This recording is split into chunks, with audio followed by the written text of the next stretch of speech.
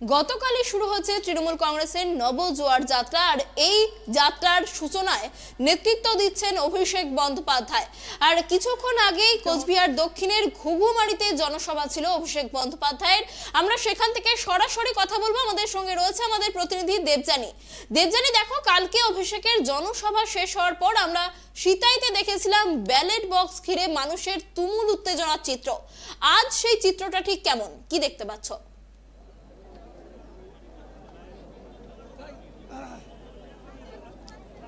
অরুণা, ঠিকই বলেছো। গতকাল দিনহাটা এবং সিতাইয়ের দুটো সভাতেই এই ব্যালট বক্স নিয়ে সমস্যা হয়, সেখানে ভোট গ্রহণ কিছুটা বাধাপ্রাপ্ত হয়। কিন্তু আজকে আমরা কোচবিহার দক্ষিণে যেখানে এখন দাঁড়িয়ে রয়েছে, কিছুক্ষণ আগেই যেখানে অভিষেক বন্দ্যোপাধ্যায় তিনি বক্তব্য রাখলেন এবং তিনি বেরিয়ে যাওয়ার পরে আমরা দেখতে পাচ্ছি এখানে কিন্তু সাধারণ মানুষ খুব স্বতঃস্ফূর্তভাবে ভোট দিচ্ছে। এবং অভিষেক বন্দ্যোপাধ্যায় মঞ্চ থেকে বলেছিলেন, যদি আপনারা ব্যালট বক্স না পান তাহলে সাদা কাগজে নিজের পছন্দের প্রার্থীর নাম লিখে এই ড্রপ বক্সে ফেলুন।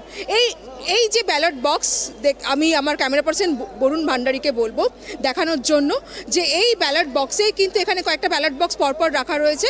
এই ব্যালট বক্সে এসেই এখানে যারা গ্রামবাসীরা রয়েছেন, যারা এখানে স্থানীয় বাসিন্দারা রয়েছেন, তারা আসছেন এবং তারা এসে তাদের পছন্দের প্রার্থীর নাম লিখে এই ড্রপ বক্সে ফেলছেন, এই ব্যালট বক্সে ফেলছেন। এবং আজকে কিন্তু কোনো রকম কোনো বিশৃঙ্খলা সৃষ্টি হয়নি এবং আজকে খুবই স্বতঃস্ফূর্তভাবে মানুষ ভোট দিচ্ছে, শান্তিপূর্ণভাবে। যারা আমি দেখাবো তোমাকে, এই যে দেখতে পাচ্ছ অনেকেই কিন্তু সাদা কাগজে এখানে লিখে তার পছন্দের প্রার্থীর নাম সাদা কাগজে লিখে দিচ্ছে। যারা ব্যালট পেপার পেয়েছে তারা ব্যালট পেপারে দিচ্ছে তাদের পছন্দের প্রার্থীর নাম, যারা পায়নি তারা সাদা কাগজে লিখছে। আজকে অভিষেক বন্দ্যোপাধ্যায় যেটা খুব স্পষ্ট করে বলেছেন যে তার জনসভায়, যে কোনো রকম যাতে বিশৃঙ্খলা না ঘটে, রক্তপাতহীন নির্বাচন করতেই এই তৃণমূলের নবজোয়ার কর্মসূচি তিনি নিয়েছেন এবং সেখানে বাংলায় প্রগতিশীল পঞ্চায়েত তৈরি করাই তার উদ্দেশ্য। এবং সে কারণে তিনি বাংলার প্রতিটা প্রান্ত চষে বেড়াবেন। সাধারণ মানুষের মতামত নিয়ে তিনি তৃণমূল কংগ্রেস এবারে পঞ্চায়েত নির্বাচনে তারা তাদের প্রার্থী ঠিক করবে। সেই লক্ষ্যেই আমরা দেখলাম যে গতকাল কোচবিহারে তিনি 3টে জায়গায় সভা করেন। আজকেও কোচবিহারে তিনি থাকবেন, তার 3-4টে জায়গায় কর্মসূচি রয়েছে। এবং গতকাল আমরা দেখেছিলাম যে অধিবেশনের যেখানে হয়েছিল মাথাভাঙা কলেজ মাঠে, সেখানেও এই ভোট গ্রহণকে কেন্দ্র করে বেশ কিছু বিশৃঙ্খলা সৃষ্টি হয়েছিল। কিন্তু কালকেই অভিষেক বন্দ্যোপাধ্যায় তিনি বার্তা দিয়েছিলেন যে কোনো বিশৃঙ্খলা বরদাস্ত করা হবে না, কোনো বিশৃঙ্খলা ঘটলে ভোট বাতিল করে দেওয়া হবে এবং কারোর গাজোয়ারি মেনে নেওয়া হবে না। এখানে সাধারণ মানুষের মতামতই শেষ কথা। আমি এখানে কয়েকজনের সঙ্গে কথা বলার চেষ্টা করব। আমি কয়েকজনের সঙ্গে কথা বলবো। আপনারা এখানে ভোট দিয়েছেন? হ্যাঁ, দিয়েছি।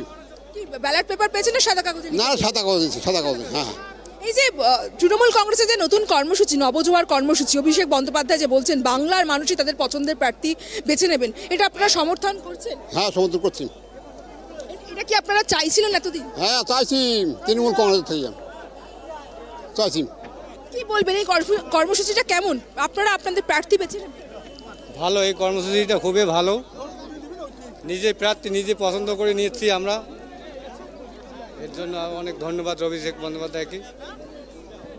অরুণা, তোমাকে জানিয়ে রাখি, কোচবিহার দক্ষিণে শুধু নয়, আজকে যে কয়েকটা জায়গায় জনসভা করবেন অভিষেক বন্দ্যোপাধ্যায়, প্রত্যেকটা জনসভাতেই কিন্তু এরকম ব্যালট বক্স রেখে দেওয়া হয়েছে। এবং গতকাল সিতাইয়ে যেখানে সমস্যা তৈরি হয়েছিল ব্যালট বক্স নিয়ে, সেখানেও কিন্তু আজকে 10টা থেকে 5টা ভোট গ্রহণ হবে। ইতিমধ্যেই সেখানে ব্যালট বক্স এবং যারা দায়িত্বপ্রাপ্ত দলের কর্মীরা রয়েছেন তারা পৌঁছে গিয়েছেন, ভোটও শুরু হয়ে গিয়েছে। বলা যায় সেখানে রিপোলিং হচ্ছে এবং অন্যান্য জায়গাতেও কিন্তু সুষ্ঠুভাবে ভোট করানোটাই, ভোট নেওয়াটাই, মানে মতামত নেওয়াটাই কিন্তু এই মুহূর্তে তৃণমূল কংগ্রেসের কাছে একটা বড় চ্যালেঞ্জ। তার কারণ এই বাংলার এই মানুষগুলোর মতামতের ওপর ভিত্তি করে কিন্তু তৃণমূল কংগ্রেস এবছর এই পঞ্চায়েত নির্বাচনে তারা তাদের প্রার্থী তালিকা ঠিক করবে। অনন্যা। হ্যাঁ, একদমই দেবযানী, তুমি যেমনটা বললে যে আমরা দেখতে পাচ্ছি যে মানুষজন স্বতঃস্ফূর্তভাবে ভোট দিচ্ছেন। কত মানুষজন আছেন আর কতক্ষণ চলবে এই ভোট গ্রহণ?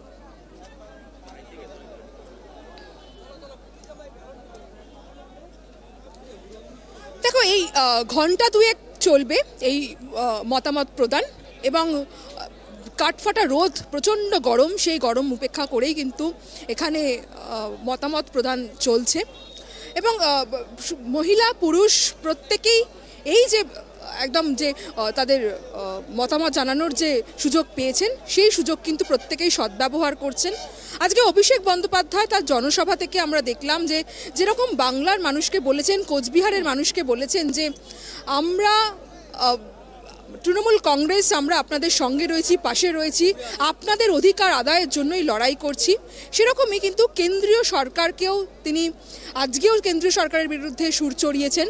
100 দিনের কাজ থেকে শুরু করে বাংলার যে সমস্ত প্রকল্পের অর্থ কেন্দ্রীয় সরকার আটকে রেখেছেন সেই টাকা নিয়ে, সেই প্রাপ্য টাকা নিয়ে কেন্দ্রীয় সরকারকে তিনি আক্রমণ করেছেন এবং সরাসরি তিনি মোদী সরকারকে চ্যালেঞ্জ ছুড়ে দিয়েছেন। তিনি বলেছেন যে এই কোচবিহার, যেখানে কোচবিহারের সাংসদ বিজেপির, যেখানে অধিকাংশ বিধানসভা বিজেপির, সেখানে কোচবিহারকে নিয়ে মোদী সরকার কোনো পর্যালোচনা বৈঠক করেনি গত 9 বছরে।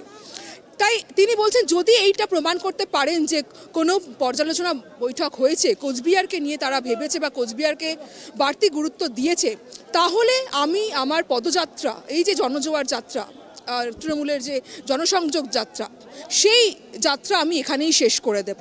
কোচবিহার যে অনেক জায়গায় বঞ্চিত রয়েছে সেটা কিন্তু তিনি মানুষের সামনে অনেকটাই তুলে ধরেছেন। তার কারণ এটা তার অভিজ্ঞতা হয়েছে। গতকাল যখন তিনি জনসংযোগ করছিলেন তখন প্রচুর মানুষ তার কাছে অভিযোগ করেছেন যে কোথাও এখানে পানীয় জলের সমস্যা রয়েছে, কোথাও রাস্তাঘাটের সমস্যা রয়েছে, কোথাও আবার আবাস যোজনার তারা বাড়ি পায়নি। তখন তিনি বলেছেন যে জলের সমস্যা তো রাজ্য সরকার ঠিক করেই দেবেন, সমস্যা সমাধান করবেন। তিনি ব্যক্তিগতভাবে দায়িত্ব নিয়েছে। পথশ্রী প্রকল্পের মাধ্যমে রাস্তা সারাইয়েরও কাজ হবে, কিন্তু আবাস যোজনার টাকা যদি কেন্দ্রীয় সরকার না দেয়, যে 60% টাকা কেন্দ্র, এই বাড়ি তৈরির ক্ষেত্রে একটু বিলম্ব হবে এবং সে কারণেই তিনি তার জনসভা থেকে বারবার বলছেন যে এই কোচবিহারের মানুষ যারা বিজেপিকে দুহাত ভরে ভোট দিয়েছে, সাংসদ এনেছে, একাধিক সংখ্যাগরিষ্ঠ বিধায়ক এনেছে, সেখানে কিন্তু কোচবিহারের মানুষ অনেকটাই তারা বঞ্চিত, তারা অনেক পরিষেবা থেকে বঞ্চিত, সরকারি পরিষেবা থেকে বঞ্চিত। এবং সেই কথাটাই তিনি আজকে বারবার তার বক্তব্যের মধ্যে দিয়ে এখানকার মানুষদের তিনি বোঝাতে চেয়েছেন যে, এবং সেই কারণেই তারা তাদের পছন্দের প্রার্থী এবারে বেছে নিন। এবং খুব তাৎপর্যপূর্ণ অনন্যা, যখন অভিষেক বন্দ্যোপাধ্যায় এইখানে জনসভার যারা উপস্থিত ছিলেন তাদের দিকে যখন প্রশ্ন ছুটছিলেন যে আমি যে উদ্যোগ নিয়েছি, তৃণমূল কংগ্রেস যে উদ্যোগ নিয়েছে, আপনারা তাকে সমর্থন করেন কিনা, তার কারণ বিরোধীরা লাগাতার এই কর্মসূচি নিয়ে অভিষেক বন্দ্যোপাধ্যায়কে কটাক্ষ করছেন, সমালোচনা করছেন। তারা বলছেন যে লক্ষ লক্ষ টাকা ব্যয় করে এই কর্মসূচি করছেন অভিষেক বন্দ্যোপাধ্যায়। ও শুভেন্দু অধিকারী বলছেন যে এটা কার্যত জনবিচ্ছিন্ন একটা কর্মসূচি, এর সঙ্গে কোনো জনসংযোগ নেই। অভিষেক বন্দ্যোপাধ্যায় সেই কারণেই এখানে সাধারণ মানুষের উদ্দেশ্যে বলছেন যে আপনারা এই কর্মসূচিকে সমর্থন করেন কিনা। তখন কিন্তু আমরা দেখছিলাম যে ভীষণ স্বতঃস্ফূর্তভাবে উচ্চস্বরে তারা কিন্তু সমর্থন জানাচ্ছিলেন। তারা বলছিলেন যে হ্যাঁ, আমরা এই কর্মসূচিকে সমর্থন করি। এখানে প্রচুর মানুষ আছেন, তাদের সঙ্গে একটু আগে আমরা কথা বললাম, আবারও কথা বলবো। তারা কিন্তু বলছেন যে এই সুযোগ পেয়ে তারা কিন্তু ভীষণ খুশি, কারণ এই প্রথম শুধু বাংলা, গোটা ভারতবর্ষে তো হয়নি, বাংলাতেও হয়নি, এই প্রথম কিন্তু পঞ্চায়েতের প্রার্থী ঠিক করবেন সাধারণ মানুষ, একদম যারা আম জনতা তারা ঠিক করবে। কোনো পার্টি অফিসে বা কোনো কলকাতার কোনো শীর্ষ নেতৃত্বের বাড়িতে বা কোনো সুপ্রিমোর বাড়িতে, দলের সুপ্রিমোর বাড়িতে বন্ধ ঘরে কিন্তু এই প্রার্থী নির্বাচন হবে না। আমি আরও একবার জানতে চাইবো, এখানে অনেকেই রয়েছেন, এই যে তৃণমূল কংগ্রেসের নবজোয়ার কর্মসূচি, যেখানে অভিষেক বন্দ্যোপাধ্যায় একদম এসে বলছেন যে আপনারাই এখানকার প্রার্থী ঠিক করবেন, আপনাদের পছন্দের প্রার্থীকে সেটা আপনারা লিখে ব্যালট বক্সে ফেলবেন, এই কর্মসূচিকে আপনারা কিভাবে নিয়েছেন, কিভাবে দেখছেন, আপনারা খুশি এতে? হ্যাঁ, খুশি। আমরা এই কর্মসূচিতে খুশি হয়ে গেছি। আমরা নিজে নিজে ব্যালট পেপারে লিখলাম আমাদের সাধারণ বুথের যে পঞ্চায়েত, আমরা যাকে পছন্দ করছি তার নাম সিলেক্ট করে আমরা ব্যালট বক্সে ফেলছি। আমরা আশাবাদী যে আমরা নাম ব্যালট বক্সে রাখছি, সেই ব্যালট বক্সে যেন আমরা যে নামটা দিয়েছি সেটা যেন সত্যি করে হয়ে আসে আমাদের বুথে পঞ্চায়েত। একই ব্যাপার ওই একই। হ্যাঁ মতামত দিয়েছেন? হ্যাঁ দিয়েছি। পছন্দের প্রার্থীর নাম দিয়েছেন? হ্যাঁ প্রার্থীর নাম দিয়ে দিয়েছি। অনন্যা, আরো একটা বিষয় আমরা দেখেছিলাম যে গতকাল যে কয়েকটা জায়গায় বিশৃঙ্খলা, ছোটখাটো বিশৃঙ্খলা হয়েছিল, যেটা আমি বারবার বলছি। আজকে অভিষেক বন্দ্যোপাধ্যায় বলেছেন যে অনেকেই মনে করছেন যে কোনো একজনের নাম যদি একটু বেশি করে ব্যালট বক্সে ফেলা যায় হয়তো তাকে প্রার্থী করতে পারে দল, এরকম ভেবেই কিন্তু ব্যালট পেপার নিয়ে কালকে কাড়াকাড়ি হয়েছে বা অভিযোগ উঠেছে যে একজনের নামে একাধিক পেপার জমা পড়ছে।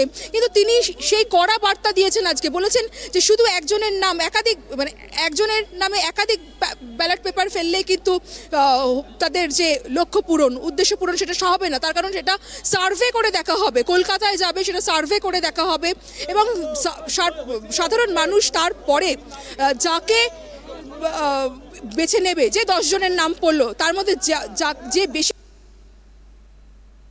তাকেই কিন্তু প্রার্থী করা হবে। তাই এই পুরো প্রক্রিয়াটার মধ্যেও কিন্তু তারা স্বচ্ছতা রাখতে চাইছেন অভিষেক বন্দ্যোপাধ্যায়। সে কারণেই তিনি তার দলকে নিয়মানুবর্তিতায় বাঁধতে চাইছেন, সতর্ক করতে চাইছেন এবং বারবার তিনি বলছেন যে মানুষ যাতে, একটা সাধারণ মানুষ যাতে তারা একটা ভালো মানুষ হয় পঞ্চায়েতে, এবং তার ফলে কিন্তু একটা রক্তপাতহীন পঞ্চায়েত নির্বাচন করা সম্ভব হবে।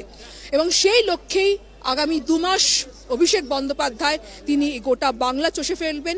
উত্তরবঙ্গ থেকে শুরু করেছেন, কোচবিহার থেকে শুরু করেছেন তার এই জনজোয়ার যাত্রা, যেটা শেষ হবে সাগরে, দক্ষিণ 24 পরগনায়। অনন্যা, অনেক ধন্যবাদ দেবযানী আমাদের সঙ্গে থাকার জন্য। আপনাদের আবারও একবার জানিয়ে রাখি যে গতকালই শুরু হয়েছে তৃণমূল কংগ্রেসের নবজোয়ার যাত্রা, আজ তার দ্বিতীয় দিন। অভিষেক বন্দ্যোপাধ্যায় কিছুক্ষণ আগেই কোচবিহার দক্ষিণের ঘুঘুমারিতে জনসভা করেছেন আর তারপরেই ব্যালট বক্সে ভোট গ্রহণ প্রক্রিয়া চলছে এবং সেখানে সাধারণ মানুষ তাদের পছন্দের প্রার্থীর নাম ব্যালট বক্সে ফেলছেন এবং সেখান থেকেই বেছে নেওয়া হবে পঞ্চায়েতের প্রার্থী। এবং গতকাল এই ব্যালট বক্সে ভোট ঘিরে কিছু উত্তেজনার ছবি আমরা দেখতে পেলেও আজ কিন্তু শান্তিপূর্ণভাবে নিয়ম মেনেই চলছে ভোট গ্রহণ প্রক্রিয়া।